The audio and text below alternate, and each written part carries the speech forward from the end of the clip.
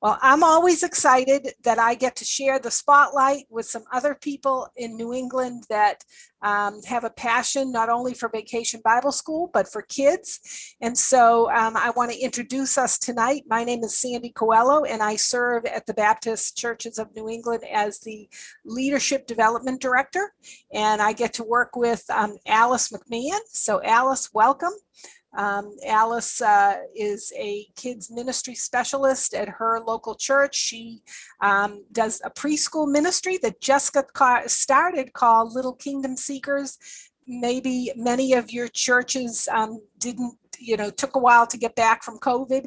And one of the things that let go during COVID was our preschool ministry. And Alice felt the Lord calling her to start it up again. And so we started with 0 volunteers, and I think Alice has 12 volunteers now for Little Kingdom Seekers. So we're still only have a few kids involved, but we're ready. And I think that's what I try to tell people all the time. Even if you have, no kids or only a few kids coming, make sure you have your volunteers. And that's exactly what Alice did. So Alice, welcome. Glad you're here tonight. And then the other person I want to introduce is Melva Davidson. She is from the great state of Vermont. Yay, the Green Mountain State. And Melva, too, is a children's ministry specialist. The thing about what we do is every single one of us is practitioners. So we work in our local church. We work with children or preschoolers or adults or children, youth or whatever. But all of us, are practitioners. So I think that adds to what we do. And so I'm so grateful to be able to work with people that are working at the local church level doing what we do. So anyway, I want to thank both of those ladies for being here tonight. And so we're going to launch right in, and we're going to be talking about promotion. So I have the task of talking about promotions, and I'm hoping to give you some ideas and tips that you can walk away with on how to get the word out about your events. It's designed to help you with your ministry. And, I know ministry in New England can be hard and lonely. I also know, like everyone here, that you're busy. And we're here to just tell you that how you effectively can get the events out. And we're going to focus on some of the importance of good and effective promotion. And we're going to, when you let others know about your church events that your church is sponsoring. So if your promotion is weak, it can make or break your events. So first, let's spend a few minutes outlining the big issues with promotions. As I was looking through some of the material and doing researching, I came up with 3 major mistakes that churches make when it comes to their promotion strategies. The first thing that they do is they don't sell the event. What I mean by that is that you don't want to do your advertising only about the event. You want to make it about the benefit for the attendees. Many people only participate in our activities when they know there's something in it for them.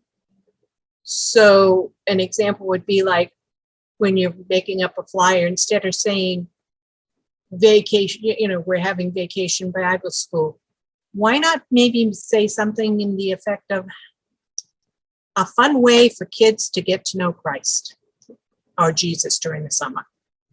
And then go into it and tell them, we're going to be holding our Vacation Bible School, and give them the dates and everything. The first part of your promotion, you want to sell the event.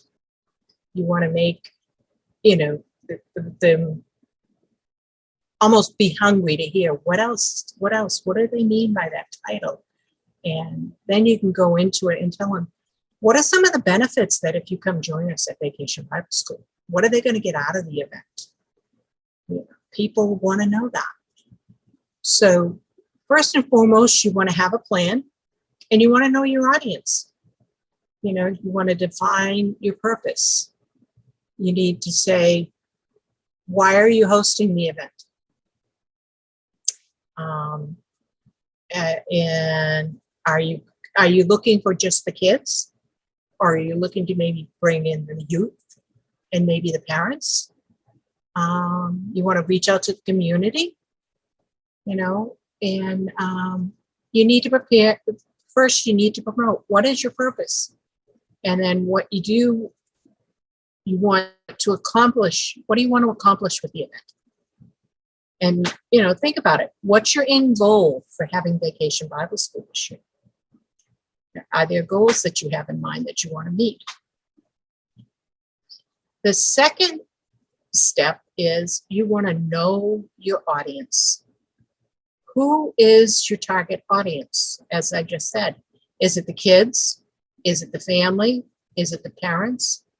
Is the community? Are you even trying to reach to the businesses? It's important because this is where you take and tailor what you want to say to your audience that you're targeting. Thirdly, you need to promote for impact. And what that means is by finding ways to catch the attention of those you want to reach. So how would following your purpose help you or your church to effectively promote the church or the event? If you're promoting that kind of an event, using that promotion ideas, will you effectively be promoting your church to your community? I know we've done events with our church during the summer, and we have returned parents and kids that come to our events, and they always say, "Oh, I was at your ice cream social last year, and I was hoping you would have it again this year." So, they remember your church for the activities that you send. They remember that you're thinking about what am I going to offer my kids? What are the kids going to get out of it? What are the parents going to get out of it? Another step would be to maximize your methods.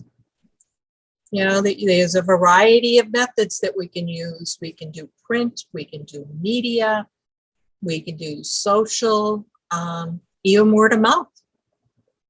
Having them communicate with their friends if they're talking to their friends. So what are you doing this summer? And then they can tell their friends that I'm going to Vacation Bible School at the Church of the Vine. Why don't you come with me? Or the parents can even say that too, and be able to tell them that, yes, there's kids classes for kids. There's going to be a class for youth. There's even going to be an adult class. We can have fun at Vacation Bible School just like our kids. And, that will get it started. You want to be creative. You want to get their attention. So, think about changing up the wording. Instead of saying Vacation Bible School, maybe call it Kids Club. Just come up with some kind of a different title that'll catch their attention real fast. And then utilize the social media platforms that we have, and, maybe you could put a little snippet together of maybe this is the games that we're going to be doing at Vacation Bible School, or a snippet of the music. That music can really get us going at Vacation Bible School, and the kids love those songs, and they remember them right after Vacation Bible School. They're still singing the songs. And, if we could do something like that. Or is there a message that might be good to deliver to the parents? This is, or even to the youth. They all get into that social media, and that's how we can get to them. So you want to use your website. It's not optional. It's a necessity nowadays. And just some little facts for you. It's been told that 8 out of 10 visitors who visit your website before they decide whether or not to visit your church. That's a big impact for a first impression for them. Another statistic is that 75% of first-time guests have already informed an impression of the church based on only 10 seconds of the website. That's quick. And advertising your church with a website gives you an effective platform, and it helps you to showcase your ministry and give a great first impression. You know, the other thing, use some of your community activities. I know in our town, we have a thing called First Night, Carver Night Out. There's a thing called Old Home Day. You can get in and set up booths or have advertisements about your events, advertisements for things that are coming up for the rest of the summer, maybe even advertisements about Sunday school. I know I'm trying to try to utilize those events to advertise my preschool ministry, because there's certainly a lot of kids out there that I know I could probably reach some of them. And I'm going to try that and just let them know, hey, our church has this new preschool ministry. We would love to have your child and you be a part of it. And, you know, give them some of the logistics about it. Maybe do like a little craft with the kids or something like that, just to appease them, or make little crack packs that they can take home. So I want you to think about defining your purposes and how they can help your church to more effectively promote your church or church event. You know, another thing, what are some different ways that you're using now for communicating? Or what are some different ways that, gee, I didn't try that. Maybe that's what I'll try with this event. Think about the creative ways that getting the word out. How soon are you going to promote your events? Are you going to wait till maybe a week or two before your vacation Bible school and decide, gee, I should be promoting that? And that's certainly not, it doesn't give a lot of time for your audiences to decide and your community to decide, that's something I want to do, because I know I used to do this when my kids were in school. I had their summer planned out by the last day of school, so I knew what they were doing all summer long. So it didn't leave much wiggle room if there was something else in there that I wanted to get them involved in. So you want to think about a call for action would be to do a registration. You want to maybe create the event through eChurch or Facebook so that people can register for the program. And by doing so, this allows you to see how many people are coming, and it gives you a database of information that you will help with future follow-up and promote for future events. I know Sandy does a lot of that. That's how we outreach to the community and let them know about our Easter egg hunt that we have, or the ice cream social. You know, we have all that information because she's got the registrations already set up online so people can register for it. Think about maybe giving something of quality to them. Maybe it could be a Bible, or maybe have a drawing for a bicycle. Certainly school is coming up. You could maybe think about giving them a backpack with some school supplies in it. So, and like I said, get the conversation started. You know, you see somebody on the street with a little kid, have a little bit of a conversation with them, and then don't be afraid to ask them, what are your kids doing this summer? So, you know, get the ball rolling and encourage your church members to do that too. You know, they have grandkids. They could bring their grandkids to the events. They could have neighbors that have children, and they may not have children, but they have neighbors that have children, and they could tell them about the event. You know, maybe make up a little flyer that they could be able to hand out, or, you know, maybe business cards that say, you know, Vacation Bible School is being held on this date at this time at this church, and they can hand the business card out to the people. So if anything, I'd like you to remember our 3 principles, which you see on the screen. You want to have a plan, you want to maximize your methods, and you want to have a call for action. So I'm going to talk about the next tip. I want to give you some tips about connecting with parents or connecting with families.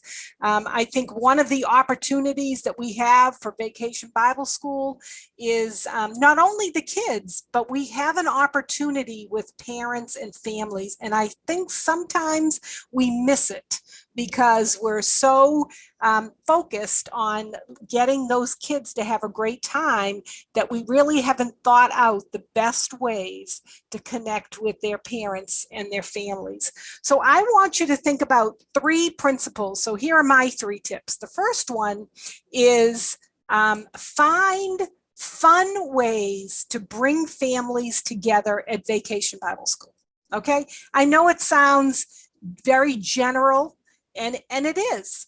But based on what your Vacation Bible School theme is, you could think of some fun ways that you can connect with families at VBS. So I'm going to give you 3 ideas that I had. First, how about a photo booth? How about when kids come in to register for VBS, or if they have registered online or you've already done pre-registration, that's great. But when they come for that first night of VBS and they come with mom and dad or a couple of their siblings or whatever, have a great photo booth ready, and then have someone from your church take a quick picture of the family or of the family members that are there.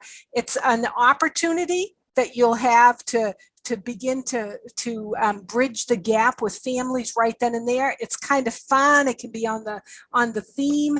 You might be using Lifeway's Spark, which is a very colorful Vacation Bible School this year, and it's got things like splotches of color, and it's got all things that are creative, robots and paintbrushes, and you could make life-size things like that and have them in your photo booth. It would just be a fun thing to do at Vacation Bible School the first night. Another idea for that first night might be have some refreshments outside before the kids go inside to Vacation Bible School. Have some refreshments outside. Have a fun activity that kids and family members can play together. Get some beach balls out there and just have like a beach ball volleyball thing as you're registering kids, at another table. Have some of your volunteers doing some fun activities and games. You might even have a table with a craft the kids and their families could do together, but just something fun to get started, and it can start the conversation with family members. How about a contest? Do some type of a contest where you give family prizes away. You might have somebody walking around the parking lot as people are registering and ask trivia questions, some fun trivia questions. And if they get it right, they get to put their a ticket in a jar, and then you can pull out the tickets at the VBS rally time and give away movie passes or fun outdoor activities like mini golf or something that might be in your community. But think about, what's something fun that you can bring families together at Vacation Bible School. And while you're thinking about that, write those in your chat, because it'd be great to be able to share them along the way tonight. The next point that I would make is this. We have to be ready to continue the connection. And I know that Vacation Bible School, we get focused on the teaching, and we get focused on, some of the logistics. And the thing that falls through the crack the most is how we continue to make that connection with parents and with families throughout Vacation Bible School. And so let me give you a few ideas about how to continue that connection. I'm going to be talking about follow-up at the end, but this is just thinking about ways to connect with parents. And you can do this during Vacation Bible School. So, for example, at the last day of Vacation Bible School, maybe plan to give a special gift to every single family. And it could be a devotional that helps them to remember about Vacation Bible School. There might be someone in your church that could do some very short and simple devotionals, and you can put that in a little booklet and give that to families on the last day of Vacation Bible School as a gift. Or you can use it to continue the connection if they end up not coming back to Vacation Bible School. You could use that as a follow-up. But that might be something that you could give, a special gift. What's something that you could give them to continue that connection with your church?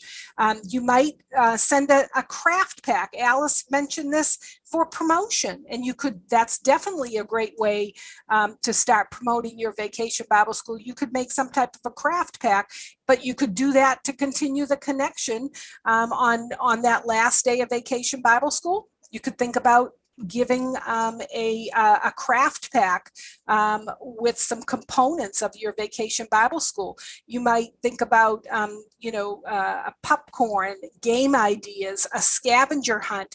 You might even give them the music for Vacation Bible School. Most publishers of Vacation Bible School publish a CD with their music on it, and that might be a great gift that your church could invest in to give to the folks at Vacation Bible School. And you might say, well, we don't have the money, but you know what? If you take advantage of the evangelism grant, you get $250. That might be the money that you could use toward buying the music CDs. We did that a few years ago at our church, and I'll tell you, more people say that really made a big impression of them, that we gave them the music to Vacation Bible School. And I forget how much it was. I think it was like $2 or $3. And we did. That was a big investment for our church. We bought 50 of them. And so that was a little bit of money that we had to put out, but it was an opportunity for us to continue that connection. Another thing to continue the connection is, something, again, I'll be talking about in a little while about follow-up, but you can follow up an event for within a month of Vacation Bible School, do a Vacation Bible School reunion, a back to school party, a playground meetup. Again, all sorts of ways that you can figure out how to continue the connection with parents. And again, use your chat box if you have some ideas of ways that you've continued the connection with parents. And then the other thing I'd say about connecting would be during family night. When you're planning your family night, find strong ways to make connections with families. So some ideas I'd give you for that would be this: make some space for intentional conversations with church leaders and members. I know sometimes we love to pack programs into our family night events, which means, we're going to do, 20 things, and we have to get them all in there. And then you don't have any space for times to really connect with families and to talk to them. So think about this year, having a great program, but, be light on the program and have more space that you can connect with families to be having conversations with them. Another thing to think about is have a special invitation ready at the end of Vacation Bible School for the parents. You might think about doing a parenting conference, say in the fall. It might be a good opportunity to have a parenting conference. You might think about having it at your church building. You might think about having it at maybe the town library. In our town, we have a meeting room for the public in our library. And so sometimes people don't want to come back to the church, but they'll come to another type of venue. And so, you might want to think about offering, a parenting class, or bring up a specialist in who can talk about kids and stress, or talk about something that might, appeal to parents. So, think about that as a way to connect with parents during Vacation Bible School. And then the other thing I'd say about connecting is connect families with similarities, encourage them to meet up. So like, for example, if you have your church and it has several towns, you might want to say, hey, the people that live in town A, connect them together and encourage them to meet up. or have a big meetup for everybody and give the people in your church the names of the people that you would connect them to, and encourage them to call and invite them to the meetup.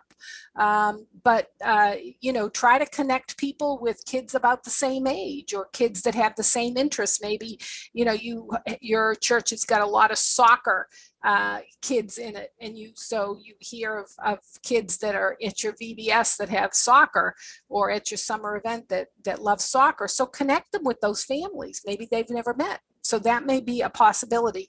So, make sure you find fun ways for families to get together at Vacation Bible School. Remember to continue the connection, and then don't miss the opportunity that you can connect parents and family through family night. Well, another great opportunity that we have, to amp up your Vacation Bible School is through your volunteers. So check this out. Well, what I haven't found out is that when you work with volunteers, you need to really bathe it all in prayer. And so the first tip that I can give you is to prayerfully find your volunteers. And this is not something that you can just wing it. It doesn't work that way. You want to prepare for every conversation with a volunteer. You want to be really positive in your conversation. Don't show any negative words. Respect their time constraints. They're doing you a very good thing by volunteering to work in VBS. So be careful. They have time constraints. They may not be the VBS zealot that you are. So you want to make sure that you respect their time constraints. Have options for them to consider volunteering somewhere else if they can't fulfill the position that you need. Many times I've had people, we have a more elderly church. So I've had people that could not actively teach the kids from K to 6. However, I had a woman that just sat in the front pew during the whole VBS, and the kids would come up to her and they would say their memory verse, and she would mark it down. I had another woman who was very skillful at cutting out things that needed to be done for the craft table and prepping crafts. So that there's a position for them, but you need to be sensitive to for them to consider what position they need to fill. Answer every question that they have, and don't be vague about the ministry or specific position in the ministry. Just let them know truthfully what they want to know. You want to match volunteers based on their spiritual gifts and their passions. I have people in my church that are real teachers, and they have a real passion for teaching kids. And then I have people that are more craft orientated, and they don't have a passion for teaching kids, but they have a passion for showing how to put a craft together. So you need to make sure you put them in the right place.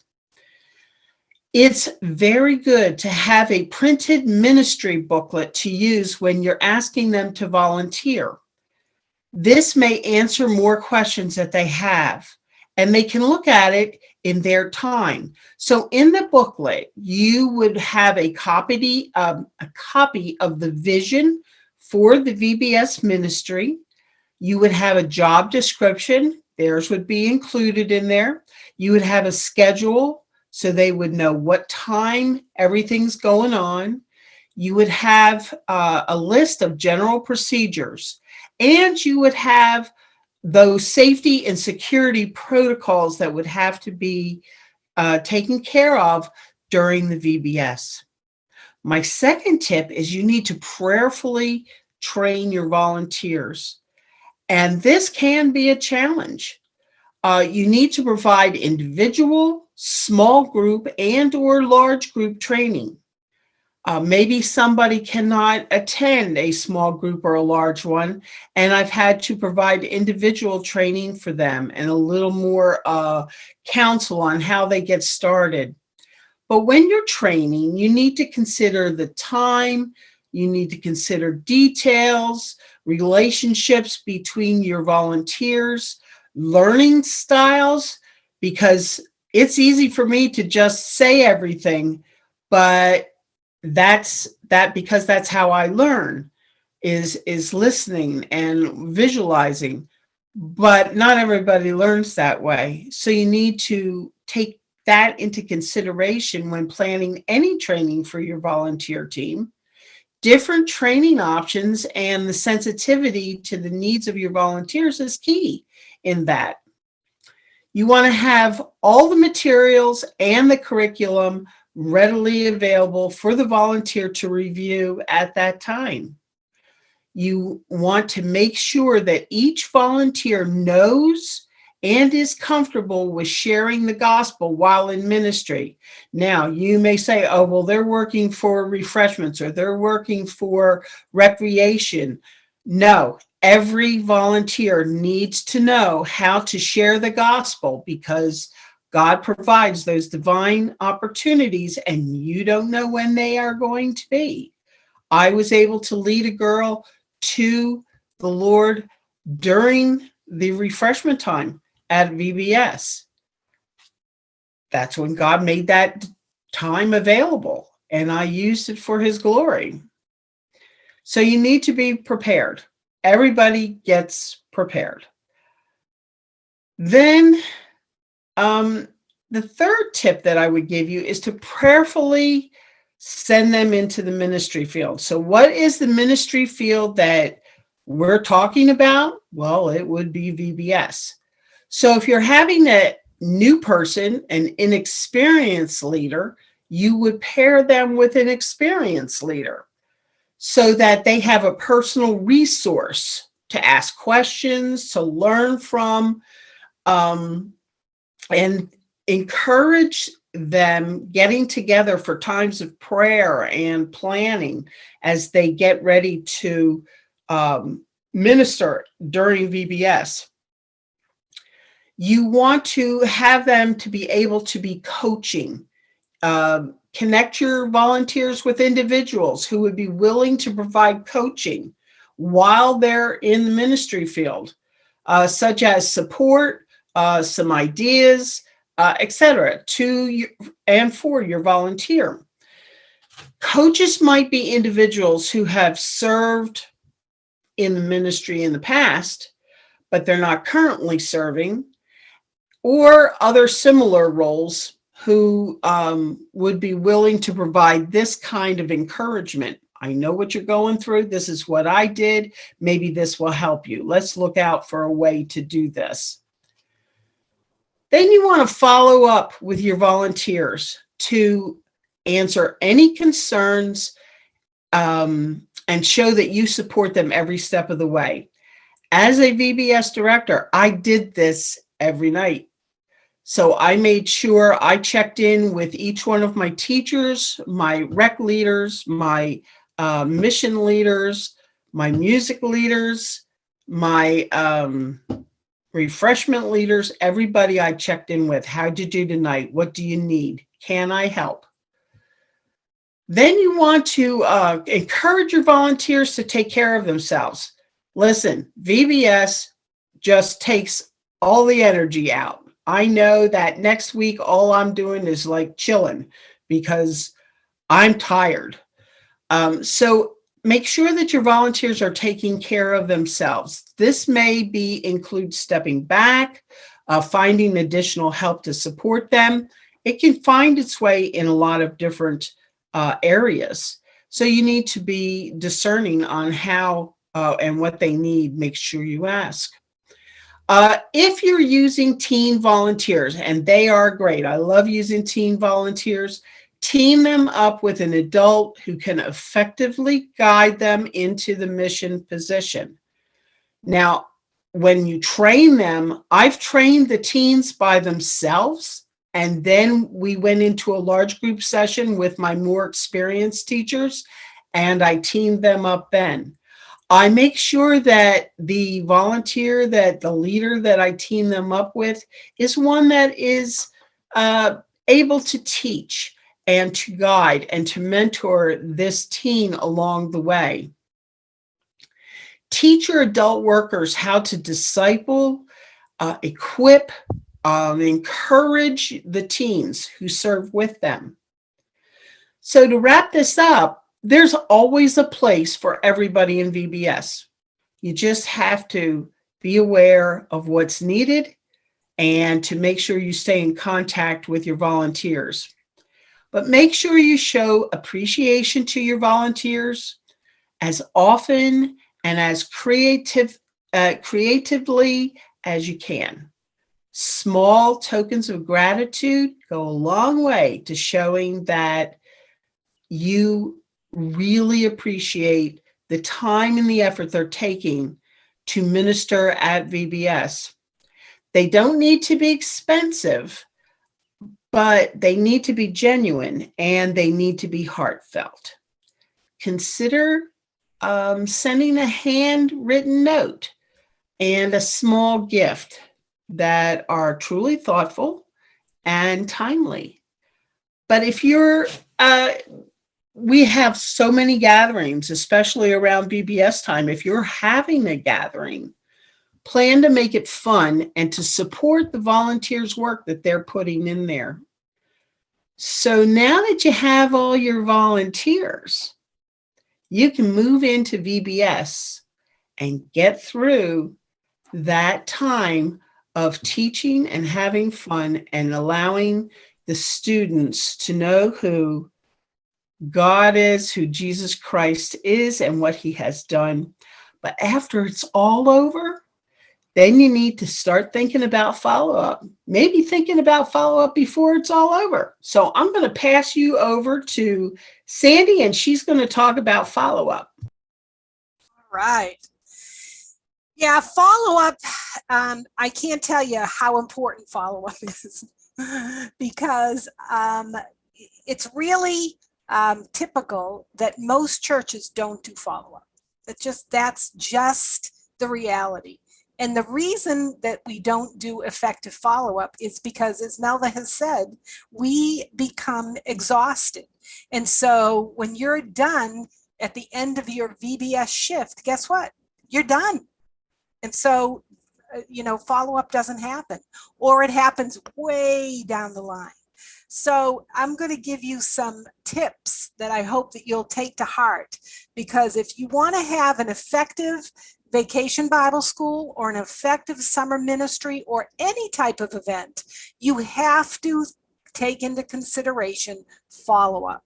And the first thing I would say, the first tip I'll give you is that follow-up will not happen by itself. It's just not going to happen. It's not going to magically take on a life of its own after Vacation Bible School. As a leader, we need to make sure that we're intentional and we have a well thought out plan to reach visitors based on our church's strength. Alice already mentioned the fact that if you're going to do promotion, you need to have a plan. Well, it's the same thing with follow-up. You need to have a plan, and you need to make sure that you make it part of your planning for Vacation Bible School. You can't wait till Vacation Bible School week and try to tap somebody to do that. You can't think that because your pastor is the minister, he's going to do it. That's just not how it's going to happen. You need to make sure that you engage someone who maybe is not going to be a full teacher or assistant at Vacation Bible School, but somebody who is going to be resting during Vacation Bible School so that they can take the reins and continue the marathon after Vacation Bible School is over.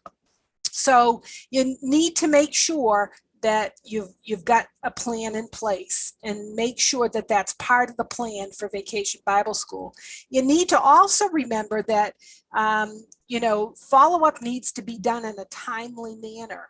so that within 2 days, 48 hours to 72 hours, your church should make some type of follow-up to anybody that comes to any of your events, whether it's Vacation Bible School, an ice cream social, a back to school bash, whatever it is. You need to make sure that somebody in your church follows up, in a timely manner.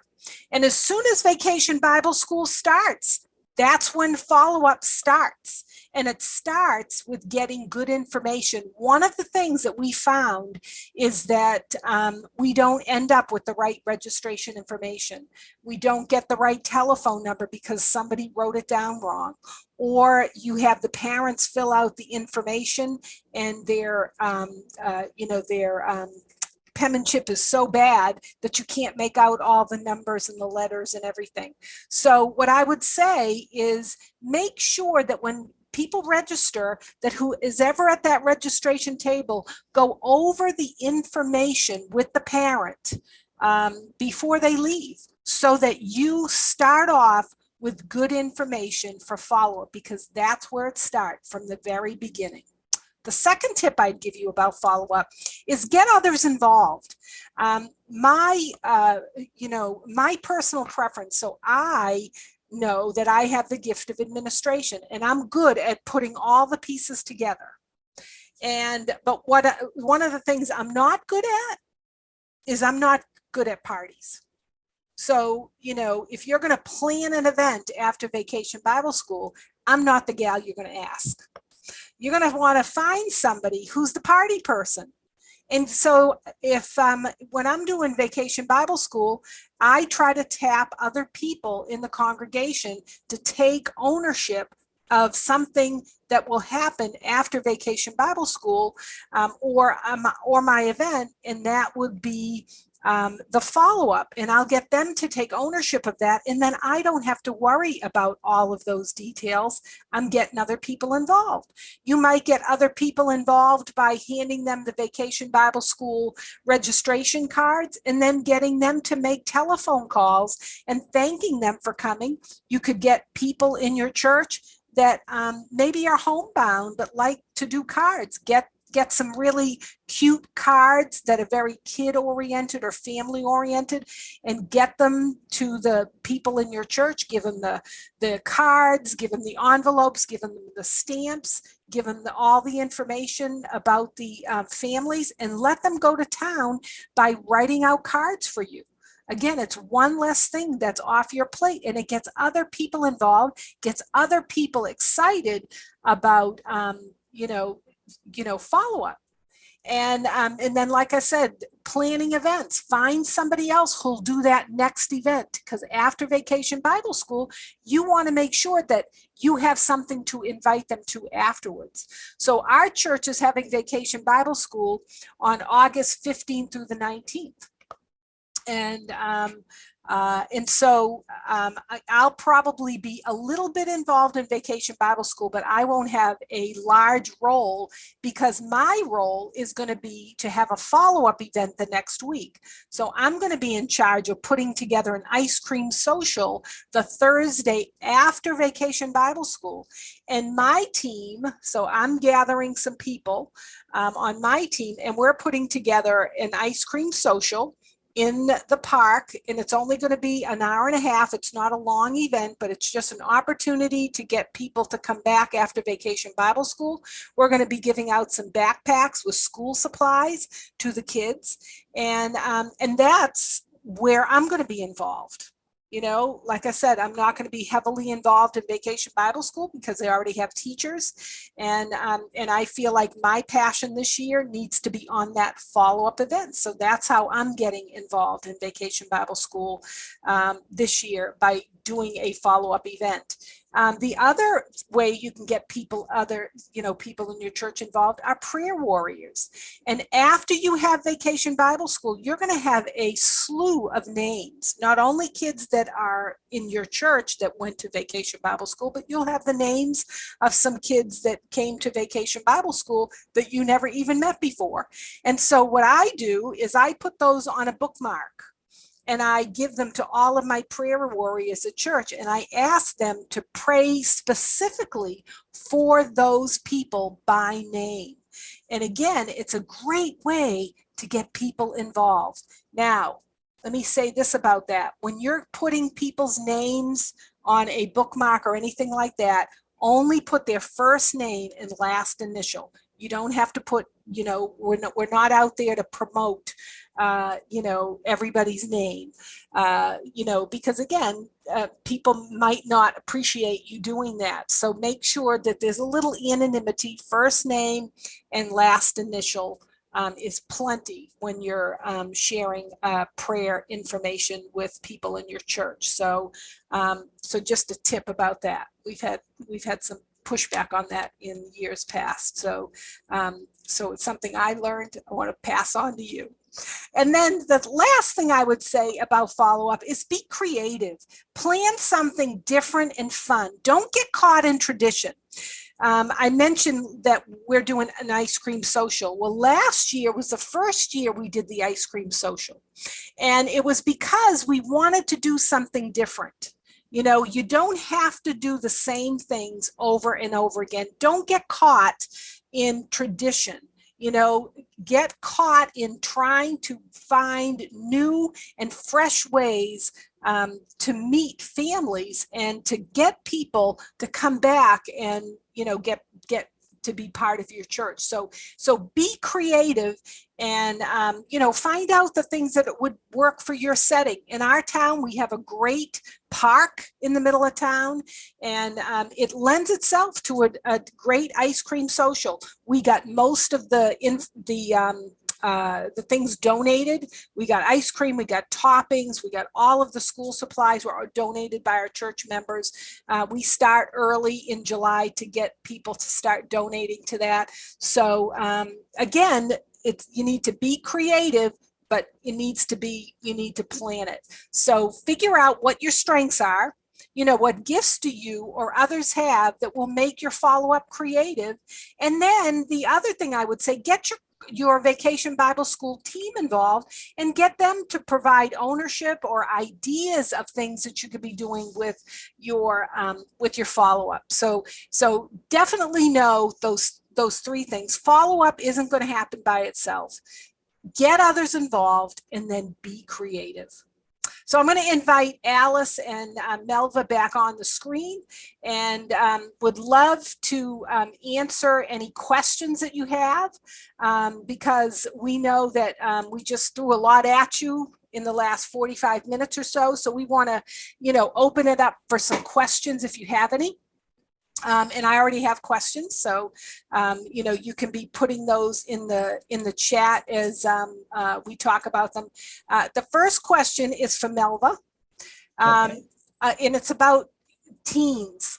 You mentioned that teens are a great resource for Vacation Bible School. So is there an age limit? How do you do that? I usually use anybody from 14 to 18. As a teen volunteer. I think 12 and 13, although there are exceptions to the rule, 12 and 13 still are too young to work in there. But as I said, there are exceptions. But I find that 14 to 18 seems to be a really good age group to work with. And but they need a lot of teaching. They need a lot of encouragement and whatnot, because this is the first time they're getting thrown into ministry, and you have to be aware of that and to deal with that as it's coming at you. Mm-hmm. So a good word I like to use, Melva, is coaching. They need a lot of coaching. A lot of coaching. And yes. I did love what you said about putting them with adults. I think that's so important. And I think the other piece too, and maybe you can say a little bit about this, is how about expectations? A written covenant. Do you do anything like that? Are those good things to put in place? I've never had to do that, but we are a very small church, and I know all these people very very well, and they are my family. However, in a bigger church, I can see where that would be helpful to put in place so they know exactly what is expected of them during that time of ministry. Okay, good to know. Good to know. And Alice, what would you say about background checks for our volunteers? Definitely. Definite. And nobody should be able to volunteer to work with the kids unless they've been background checked. Even if you know them. Even if you know them, yes. Right. Yeah, because the unfortunate thing in this day and age is everybody should be background checked. And I know, you might know them because they're the person that lives next door, but you know what? We don't know. We may not know them. And so in the state of Massachusetts, there is a Corey check, which is a criminal offender record information that you can get, through the Corey system in Massachusetts, but that only pertains to the court system in Massachusetts. So if you have people living outside of Massachusetts, that's not going to cut it. And so what we tell everybody is make sure you get a national background check. And yeah, they're going to cost you some money, but it'll be worth it. And we don't do now. Tell them, Alice, what do we do for our background checks? How often do we do them? Every 2 years.